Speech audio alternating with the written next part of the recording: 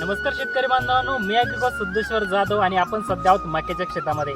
27 ते 28 दिवस आपल्याला मका लावून झाले आहेत, म्हणजे एकंदरीत एक महिना झालेला आहे. आणि अशा कालावधीत आपल्याला कुठे कुठे आळीचा प्रादुर्भाव दिसून आलेला आहे आणि त्याचं नियोजन करत असताना आपण त्याच्या नियोजनासाठी इमामेक्टिन बंजट 5%, जे की आपण इमॅक्टो जे विलवूड क्रॉप सायन्स आहे ते घेतलेलं आहे. त्यासोबत आपण क्लोरोपायरिफॉस 50% आणि सायपर 5% असलेलं रामासाईडचं गंभीर घेतलेलं आहे.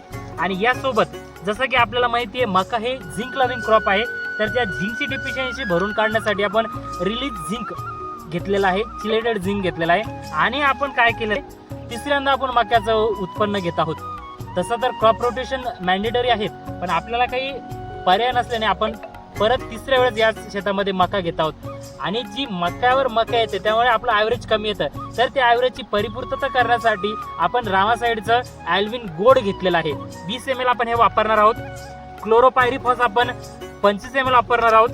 झिंक आपण सिलेटेड झिंक किंवा इडर झिंक आपण 15 ग्रॅम वापरणार आहोत आणि इमामेक्टिन बेंझोएट सुद्धा 15 ग्रॅम वापरणार आहोत. याचे अतिशय उत्तम रिझल्ट आपल्याला मिळतात आणि याचे आम्ही अनुभव घेतलेले आहे. मागच्या वर्षी आम्ही मक्याच्या पिकामध्ये बोन मिलचं स्प्रेमधून बोन मिल घेतलं होतं. यावर्षी आम्हाला बोन मिलची अवेलेबिलिटी नसल्याने आम्ही ॲल्विन गोल्ड टॉप घेतलेला आहे, ज्यामध्ये सीविड एक्स्ट्रॅक्ट आहे, अमायनो आहे, ह्युमिक आहे आणि काही डेरिव्हेटिव्ह आहे, जे आपल्या मका पिकाला सशक्त बनवतात आणि एकंदरीत आपलं उत्पन्न वाढीसाठी मदत करतात.